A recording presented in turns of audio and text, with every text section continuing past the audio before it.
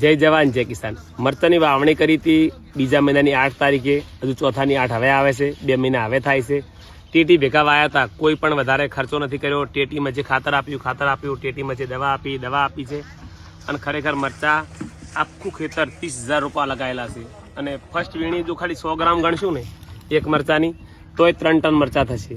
મરચામાં કોઈ ભૂલ જ નથી। પિનરબેન જો બતાવો, પિનરબેન આ મરચા છે અને આ વેરાયટી જે છે બેંગ્લોરી વેરાયટી છે। અને ખરેખર અમારા બાજુ બહુ ચાલે છે, રોગ પણ ખાવો ઓછો છે, સારી વેરાયટી છે। અમારી પાસે પણ હાજર હોય છે। તો કોઈને પણ જો ગરમીમાં મરચાં કરવા હોય તો મહેરબાની કરીને આંતરપાક કરજો, ને કે આ જમીન જો તમારે કોરી છે તો મરચું બગડી જશે।